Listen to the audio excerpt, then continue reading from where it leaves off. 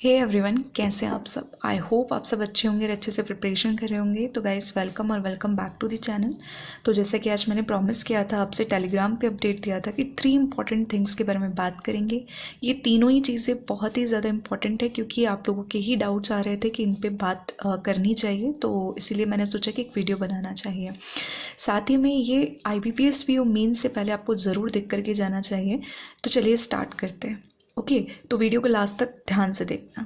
पहला डाउट आया था कि एडिटोरियल कहाँ से करना चाहिए। देखिए, आप अगर न्यूज़पेपर से करते हैं, अगर आपने कोई ऐप का सब्सक्रिप्शन ले रखा है, जैसे कि द हिंदू का, टाइम्स ऑफ इंडिया का, या अगर आप फ्री ऑफ कॉस्ट पे पढ़ते हैं, तो देखो वो आपकी पूरा प्रॉपर चॉइस है कि आप कहीं से भी पढ़ सकते हो। बट अगर आप यूट्यूब से करना चाहते हो तो बेस्ट सोर्स, जिसको मैं खुद फॉलो करती हूँ, तो आप अगर यूट्यूब के अंदर डालेंगे @आशीष क्लासेस करके है, तो जब अगर आप ये डालेंगे तो आपको एक दिखाई दे जाएगा, एक चैनल का जो है नेम है ये, जिसको मैं पर्सनली फॉलो करती हूँ क्योंकि सर के बताने का जो तरीका है वो कैब, तो वो बिल्कुल इंग्लिश रहता है। मतलब एडिटोरियल को बहुत अच्छे से समझाते हैं और इतना अच्छे से समझाएंगे कि आप खुद भी पढ़ना स्टार्ट कर देंगे। ठीक है, कुछ ही दिनों में। तो आप बहुत कंटिन्यूसली इसको फॉलो करें। ओके, किसी किसी दिन क्लास जब सर नहीं ले पाते हैं तो उस दिन अगर आप एडिटोरियल खुद से ट्राई करेंगे, कोई सा भी पढ़ना, कोई सा भी पैराग्राफ इंग्लिश का, तो आप खुद पाएंगे कि आप बहुत अच्छे से समझ पा रहे हैं चीज़ों को, राइट।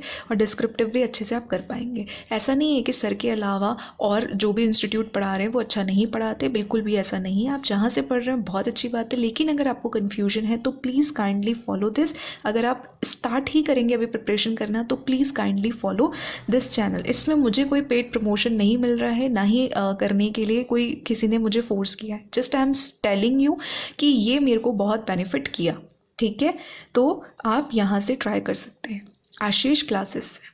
ओके, और फ्री जो भी आपको आर्टिकल्स मिल रहे हैं तो वो कहीं से भी आप कर सकते हैं, वो आपको गूगल पे आराम से मिल जाएंगे। ओके, दूसरी चीज़ देखो, IBPS PO मेंस है, स्केड्यूल्ड है 26 नवंबर को।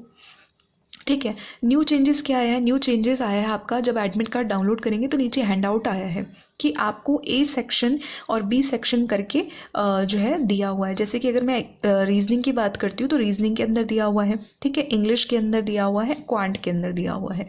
तो इस तरीके से, तो इसका मतलब क्या है? इसका मतलब ये है कि आपको नीचे, अगर आपने नोट पढ़ा होगा तो आपको बता रखा है कि अब जो 2 मार्क्स के क्वेश्चन होंगे और 1 मार्क का क्वेश्चन होगा। ठीक है, इनको मतलब सेक्शन वाइज वो लोग डिवाइड कर देंगे कि जैसे सपोज कर लेते कि A सेक्शन के अंदर 2 मार्क्स के आ गए, B सेक्शन के अंदर 1 मार्क्स के, इधर A के अंदर 1 मार्क्स के आ गए और B के अंदर 2 मार्क्स के आ गए।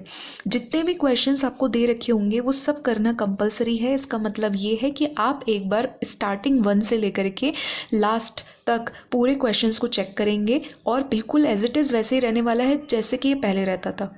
ठीक है, कोई चेंजेस नहीं है, आपको पूरा पेपर वैसा ही करना है। बस आपको पहले क्या होता था, कन्फ्यूजन हो जाता था, मिक्स में हो जाता था कि यार ये 2 नंबर का है, ये 1 नंबर का है, तो हम आइडेंटिफाई नहीं कर पाते थे कि हमने कितने किए हैं और कितने हमारे सही हैं। ठीक है, तो हम एनालिसिस प्रॉपरली नहीं कर पाते थे।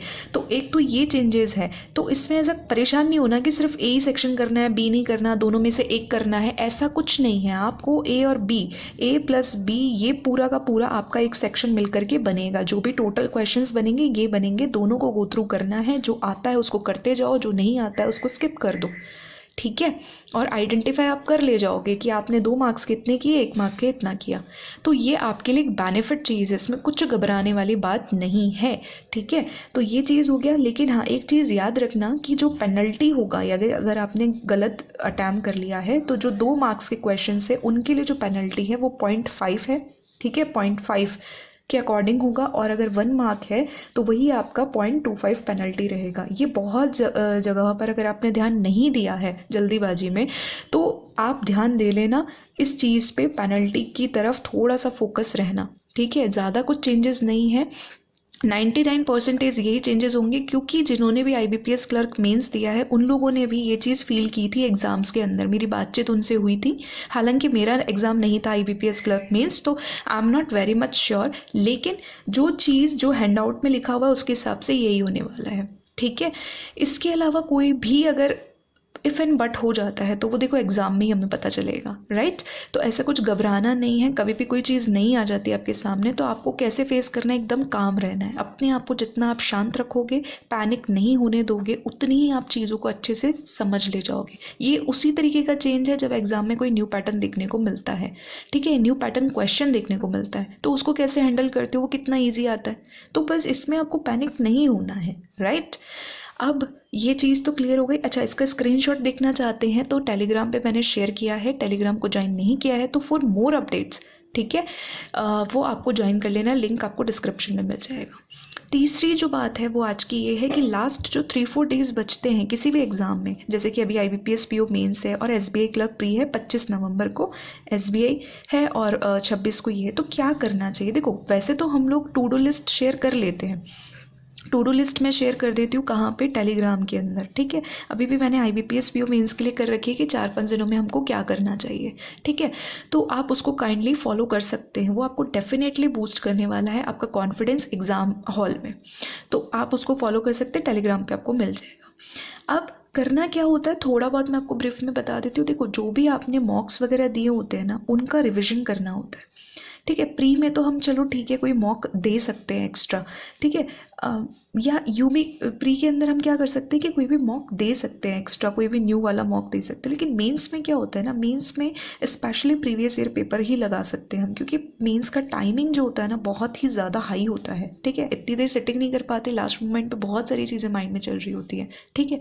तो इसीलिए हमको क्या करना चाहिए कि सिर्फ ज़्यादा से ज़्यादा रिविजन पे फोकस करो, ज़्यादा से ज़्यादा जो भी डाउट्स निकल करके आ रहे हैं ना आपके, बस उनको आप सॉल्व करो, ठीक है। अब एक चीज़ और मैं बता दूं आपका कि कई लोगों का इंटरव्यू था RRB का, ठीक है, कई लोगों का IBPS PO मेंस भी है, ठीक है, किसी का SBI क्लर्क भी है साथ में। तो देखो, अरेंज इतनी सारी चीज़ें मैनेज नहीं हो पाती हैं, इतनी सारी चीज़ें क्या होती हैं, मैनेज नहीं हो पाती। उस केस में क्या होता है कि IBPS PO मेंस की प्रिपरेशन कम है, ठीक है, कम है तो अब क्या करें, कम है तो देखो GA के लिए सबसे ज़्यादा टेंशन होने लग जाती है, या फर्दर किसी और सेक्शन जो आपका वीक होगा उसके लिए आपको टेंशन होती है। तो अब टेंशन लेने की बात नहीं है, क्योंकि टेंशन लोगे तो 3-4 दिन भी यूँ ही वेस्ट हो जाएंगे। तो आप क्या करो कि अपने अकॉर्डिंग थोड़ा सा स्ट्रेटजी बनाओ GA वगैरह का। देखो, मैं ये नहीं कह रही हूँ कि आपको अच्छा स्कोर नहीं करना है, लेकिन जब सिचुएशन ही ऐसी बची हुई है जिसमें 3-4 दिन है तो उसमें आप कैसे मैनेज करोगे, तब आपको थोड़ा सा ये ट्राई करना चाहिए, जो भी जिस तरीके से भी आप कर सकते हो कोशिश, कि एटलीस्ट लास्ट के जो 2 महीने हैं, 2 से 3 महीने, उनको तो आप क्विज़ के थ्रू करके जाओ, ठीक है। तो क्विज़ के थ्रू अगर आप कर भी लोगे, थोड़ा बहुत भी अगर आपने कर लिया, तो GA की अगर कट ऑफ भी क्लियर हो गई तो मोर देन इनफ है। अब GA में अगर आपकी मेहनत कम है तो देखो फिर अदर सेक्शंस में आपको बढ़ानी पड़ेगी, क्योंकि LR में आप बिल्कुल सही ले जाओगे। इंग्लिश के अंदर चलो थोड़ा बहुत श्योरिटी नहीं होता, लेकिन क्वांट के अंदर तो होता है। फिर ये वाला एफर्ट ना अदर सेक्शंस में आपको लगाना पड़ेगा, ठीक है। अब डिस्क्रिप्टिव के लिए परेशान हो रहे, डिस्क्रिप्टिव में कुछ नहीं करना है ना, आपको 2 से 3 टॉपिक्स पढ़ने हैं जो हॉट टॉपिक्स है, जितना आप पढ़ सकते हो, ठीक है। कुछ लाइनें उठाई, बस याद रखना है आपको कि जैसे 5G टेक्नोलॉजी आ सकता है आपके पास में, बैंकिंग इंडस्ट्री से रिगार्डिंग कोई भी ऐसे आ सकता है, लेटर और इनफॉर्मल लेटर, फॉर्मल लेटर में क्या है, बस पैटर्न और आपको फॉर्मेट याद रखना है, और कुछ नहीं है। आपको जस्ट प्रैक्टिस करनी है, उसके 2 दिन में प्रैक्टिस करके गए ना तो एक बार साइकोलॉजी ही बैठी रहेगी कि हाँ प्रैक्टिस किया है आपने, तो आप अच्छा ही करके आओगे एग्ज़ाम के अंदर, ठीक है। तो बेसिक थिंग मेरा यही है कि 3-4 दिनों में आपको क्या करना है, रिवीजन और एनालिसिस पे फोकस करना है, ठीक है। और किस तरीके से रिवीजन करना है, जैसे कि मैंने एक सेक्शनल मॉक दिया क्वांट मेंस के लिए, ठीक है, क्वांट मेंस के लिए, तो मैं वही क्वेश्चंस करूँगी, वही क्वेश्चंस मैं करूँगी जो कि मेरे अनअटेम्प्टेड थे या फिर मेरे रॉन्ग हो गए थे। तो वो क्वेश्चंस करने से मुझे फ़ायदा क्या होगा कि मेरे ज़्यादा से ज़्यादा डाउट सॉल्व होंगे, क्योंकि जो मैंने ऑलरेडी कर लिए हैं ना वो मैं एग्ज़ाम में भी कर लूँगी। या जितने मार्क्स, एक चीज़ और होती है बच्चों के अंदर कि यार मेरे मेंस में 10 मार्क्स आ रहे हैं, आपको पता है PO मेंस में 10 मार्क्स, 10 से 13 मार्क्स आना भी मोर देन इनफ माना जाता है। आप बहुत इंटेलिजेंट स्टूडेंट ट्रीट किए जाते हो, ऐसा नहीं है कि आप ज़्यादा नहीं ला सकते, लोगों के 24, 28, 30 तक मार्क्स भी आते हैं, ठीक है। तो ऐसा कुछ सोचना नहीं है आपको, 10 से लेकर के आपके मार्क्स जो हैं वो बहुत अच्छे हैं। तो आपको पता है कि मॉक में 10 आ रहे हैं तो वहाँ भी आपके 10 तो सिक्योर हैं, यानी आपकी कट ऑफ तो सेक्शनल क्लियर हो जाएगी। अब आपको कितने एक्स्ट्रा मार्क्स चाहिए, ठीक है। एक्स्ट्रा मार्क्स क्यों चाहिए, क्योंकि आपको फाइनल कट ऑफ में काफ़ी अच्छा करना है, ठीक है। इसीलिए सिंपल सी बात है, इसीलिए आपको एक्स्ट्रा मार्क्स चाहिए। तो एक्स्ट्रा मार्क्स के लिए तो आप कितने भी एफर्ट्स डाल सकते हो। तो ये चीज़ सोच के चला करो, ये बहुत ज़्यादा इंपॉर्टेंट चीज़ बता रही हूँ। कोई नहीं बताएगा आपको, कोई डिस्कस नहीं करेगा, लेकिन मैं अपने एक्सपीरियंस से आपको बता रही हूँ कि जब भी आपके मॉक में 10 मार्क्स आए ना, डिमोटिवेट तो इतना करते ही है ना, थोड़ा मोटिवेट कर लीजिए खुद को आज से ही कि यार 10 मार्क्स तो मेरे एग्जामिनेशन हॉल में भी फिक्स हैं। क्यों? क्योंकि वही टॉपिक्स आ गए तो I will be able to solve it quickly, है ना। अब मुझे क्या करना है कि आगे के लिए एफर्ट्स बनाने हैं, तो थोड़ा सा ये चीज़ याद रखें, ठीक है।